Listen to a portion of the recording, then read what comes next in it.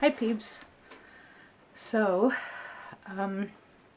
because of the current situation of self-isolation and generally staying away from other people so that we don't make each other sick, or actually so that we don't make those sick who could really suffer from this coronavirus, I have decided, since we can no longer paint at the winery right now, that I will bring the paintings to you instead of coming to me.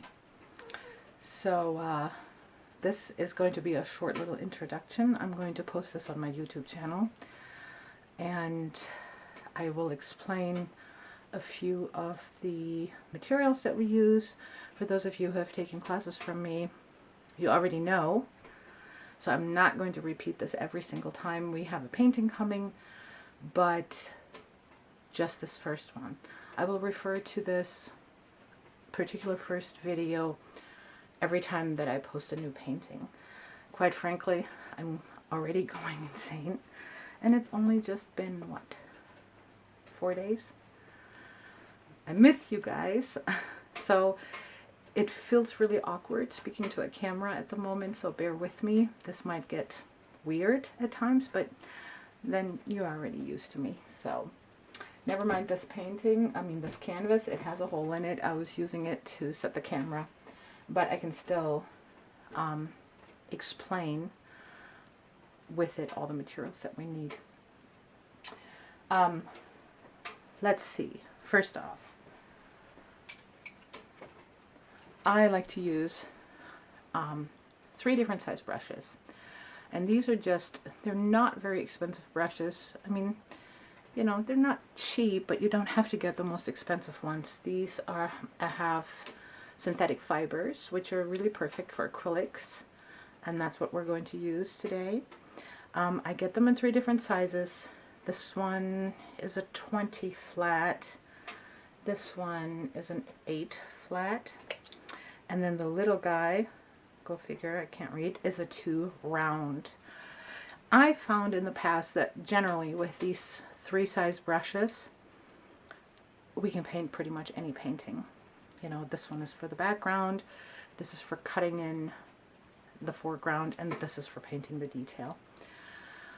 I generally recommend, especially when I have large size classes, that you don't wash these.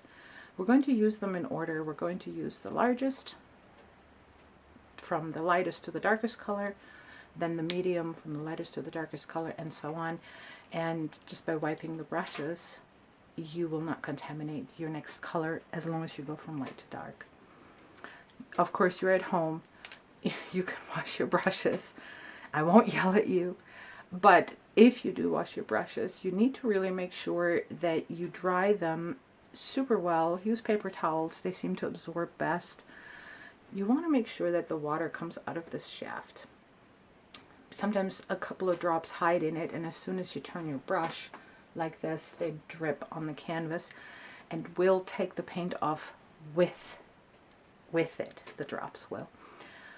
Acrylics, which is what we're going to use, have 2 stages of drying. The first one is drying to the touch, which will happen actually in just a few minutes. Especially here, I've got the fire going. The air is dry. So they will dry fairly quickly, but they're not cured yet. So either water or another layer of paint will take that paint off if we're not careful. So be aware of the water issue. The second stage of the drying is the curing, which happens at about 7 to 10 days, I guess, after painting. And all it really means is that the last remnants of the moisture in the paint have evaporated. The paint will dry very hard. You can certainly wipe the dust off, or I use a soft brush on my vacuum cleaner setting to take the dust off. You could really also wash it with a mild soap and warm water with a soft cloth after it's cured. It will not hurt it unless, of course, you scrub it or you use a Brillo pad or something like that. I'm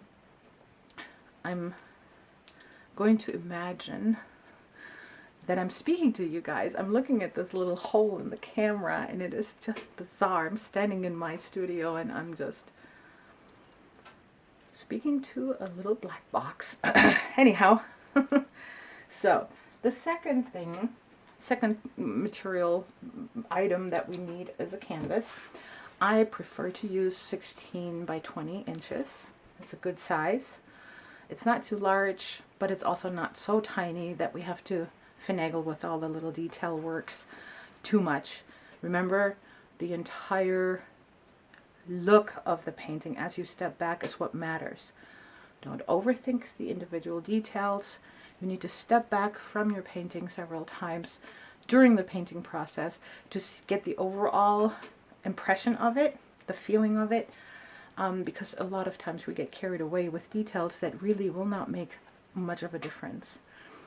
Remember, this is to keep us busy, to get our minds off of current events and worries that you may have. I know a lot of us are simply not working right now, including myself. All of my gigs were canceled. The painting classes obviously can no longer take place. So take this time, take as much time as you like, and get your mind off of things. Just let yourself get drawn into the process. Here we go, more stuff. These you can order online. I'm not going to endorse any particular store or manufacturer here. That's why I will not mention any manufacturing companies of any of these materials. You can order these online, and you can go to your local store. Many stores in the area carry all of the things that we need. These canvases, the one thing that you need to pay attention to regardless of the size. First off, they need to be gessoed, which is the white paint that's on the front. But because they need to be gessoed, they should also, if you buy them in multi-packs, they should also be wrapped individually, not all in a big package. And I have had really bad experiences in the past buying canvases in 3 packs, 5 packs, 10 packs, but they were not wrapped individually. As I unpacked them, the gesso, the paint, which is just a fancy name of a primer, actually hadn't been completely cured before they packaged them, and so they stuck them together. And when I tried to unwrap them, they were all stuck together and ripped off little pieces of paint or the gesso as I was trying to pry them apart. So buy them individually, or if you do buy them in multi-packs, then make sure that they're wrapped individually within the package. So here's the brushes, here's the canvas, the paints. The paints that I like to use actually are considered craft paints, acrylic craft paints. They come from several different manufacturers. The reason that I like to use these is because they have just the same acrylic pigment as any kind of artist's paint, which usually comes in a tube. The difference is the consistency of the paint. What's considered an artist's acrylic paint is kind of like toothpaste. It has it's a very dense paste. It has a lot of color pigment in it, and it also leaves texture. Now, you can choose to buy those, but for our purposes here, not trying to create professional artists in 3 settings, they're a lot easier to work with. On occasion, you may have to go and put a second coat on things, or you may have to mix them, but they are really, really easy to work with. All of my classes are designed for anyone who has 0 experience painting, and I promise you, you will be able to do it. And now that I'm speaking to this little black box / you via the internet, you just click pause if I'm moving too fast, and then you can continue in your own time, or just rewind, watch it again, and so in a way this makes it a lot easier. So get the craft paints. They come in 8-ounce, 16-ounce, and 2-ounce bottles, the little ones. So I was talking about the paint.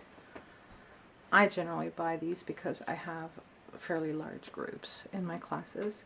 stick with the 2 ounces, the 2-ounce size of these, simply because they dry up and create what I call snot on the inside. All it really is that the paint starts drying on the inside walls of this if you don't use it for quite some time, and then when you try to push it out, it comes out in long kind of rubbery strings, very reminiscent of snot. That's why it's better to buy smaller sizes and use them up.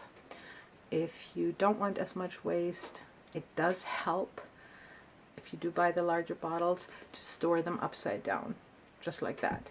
Put them in the box like that so they stand up. It just prevents air from going in there. It will not completely eliminate the snot, but it does help a lot.